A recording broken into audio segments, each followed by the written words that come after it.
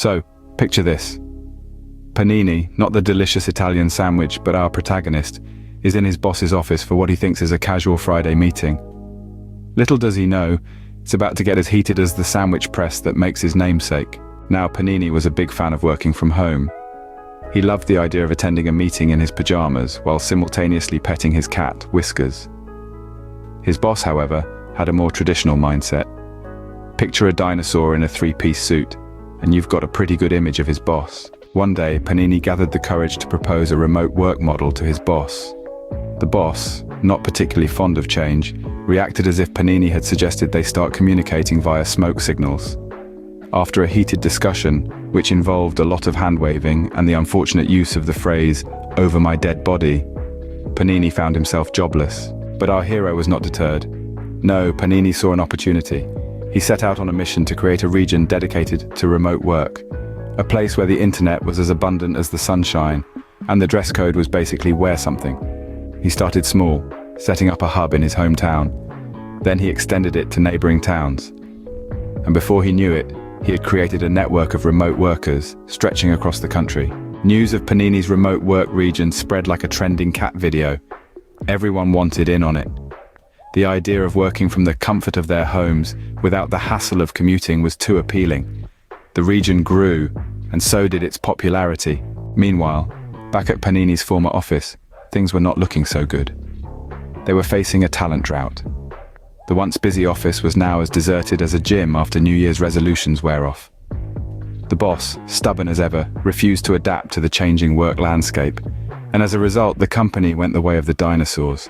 In a twist of irony, the boss found himself jobless, while Panini's remote work region was thriving.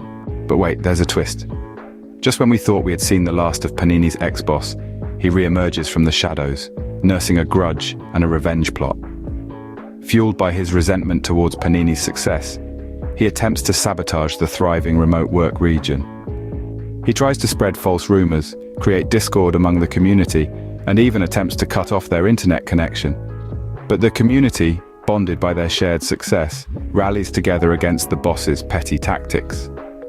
Instead of breaking them apart, his attempts only make Panini's remote work region stronger, more unified, and even more popular. In a twist of irony, the boss's attempts to destroy Panini only made him stronger. His actions backfire, leading to his own further downfall. He ended up being the architect of his own ruin, while Panini's star continued to rise. And so the remote work region grew, becoming more than just a community. It transformed into a movement, a philosophy, a way of life that resonated deeply with people all around the world.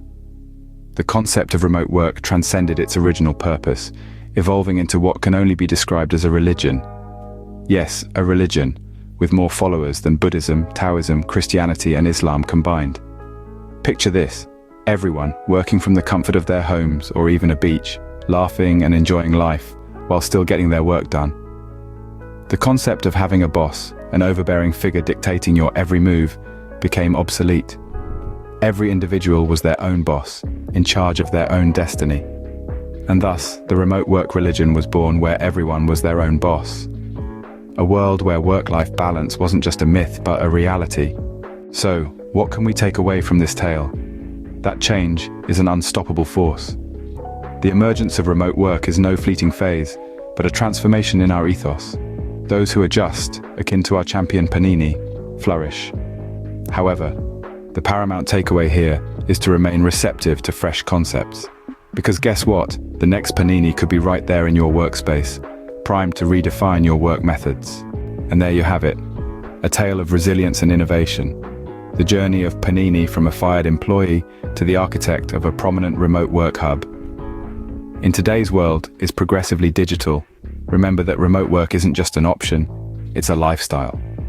Embrace the change, whether you're a Panini or a dinosaur. The quest is all about striking the perfect work-life balance. So, as we conclude story, until our paths cross again, remember to keep innovating, keep adapting, and don't forget to laugh. After all, life's too brief to not delight in the sojourn. Just when we thought the story was over, a surprising twist unfolds. Panini's former company, riddled with office politics and stagnation, gets acquired. The ex-boss, now under the thumb of a new boss from the board of directors, finds himself drowning in a sea of discontent. In a plot twist no one saw coming, the ex-boss, unable to swallow the bitter pill of his new work life, makes a life-altering decision. He decides to join Panini's remote work community. Picture this.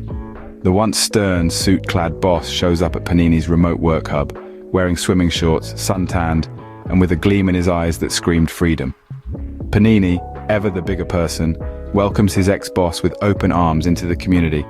And so the tale continues, proving that life is indeed full of surprises. Did you think that was the end of Panini's story? Not so fast. Just when we thought things couldn't get any more interesting, Panini throws a beach party for his remote work community. Picture this. A sandy beach, a warm sun, and a cool sea breeze. Everyone is in shorts, sipping on cold drinks, and enjoying the freedom that remote work brings. The party is a huge hit. The ex-boss, now a part of the remote work community, is seen laughing heartily, a sight no one could have imagined back at the old office. But just as the sun begins to set, a surprise guest shows up. None other than the founder of Burning Man, Larry Harvey, walks in, followed by the one and only Elon Musk. They express their admiration for the community that Panini has built and propose a partnership. The crowd goes wild. Who would have thought a beach party could turn into a networking event with some of the world's most influential people? Well, that's Panini for you. Always full of surprises. And remember, subscribe, like and share our channel to keep up with Panini's adventures and more funny, inspiring stories. Who knows? The next party might be on Mars.